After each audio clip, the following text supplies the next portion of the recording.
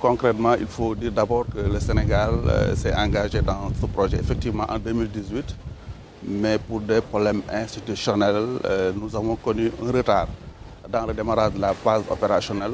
Donc l'unité de coordination du projet qui a été dédiée donc, à la mise en œuvre a été installée à partir de 2020. Mais retenons pour l'essentiel que ce projet intervient sur deux grandes composantes. Il y a le renforcement des politiques et des institutions. Dans cette composante, le Sénégal s'est engagé sur deux grands dossiers. D'abord, il y a l'actualisation de la stratégie nationale de gestion intégrée des zones côtières, assortie également de l'élaboration du plan, mais aussi de l'étude de faisabilité de l'organe national de gestion intégrée du littoral. Sur cette grande mission, nous sommes avancés. L'étude de faisabilité a été réalisée, mais aussi le premier draft de la stratégie vient d'être validé au niveau national, particulièrement sur le renforcement des investissements physiques et sociaux. Vous avez suivi les présentations dans le cadre de la préparation de cette 8e session du comité régional de pilotage. Au Sénégal, tout comme les autres pays, nous sommes au stade de finalisation des études. Nous avons tout bouclé, notamment les études de faisabilité APS, APD, pour aller sur les grands travaux qui vont se dérouler donc dans la zone de Dakar.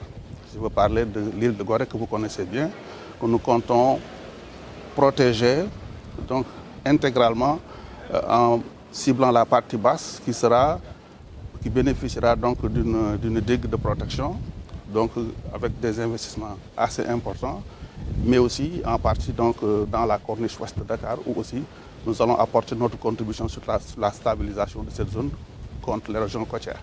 Sur le renforcement des investissements physiques aussi, nous sommes sur des contributions donc, dans la conservation des ressources naturelles dans la zone nord, notamment au niveau de la réserve de biosphère transfrontalière du delta du fleuve Sénégal, qui a été conjointement classée sous l'égide de l'UNESCO par les deux pays, le Sénégal et la Mauritanie en 2005. À ce niveau, nous avons comme mission donc, de soutenir les services techniques sur les questions donc, de restauration à travers des actions de reboisement pour un objectif de 50 hectares qu'on s'était fixé. Nous avons pu, au cours des 2 dernières années, planter plus de 61 hectares de filao et de mangroves.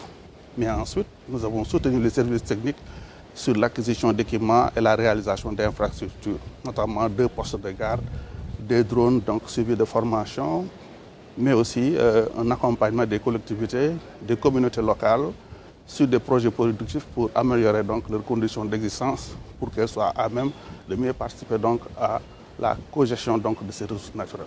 Au plan social, nous sommes aussi sur une approche de complémentarité avec un projet financé par la Banque mondiale pour assurer le relèvement social de populations qui ont été impactées par les régions côtières au niveau de Saint-Louis, dans la zone de Guet-Ndar et qui sont relogées présentement provisoirement dans la zone de l'université de Gaston Berger.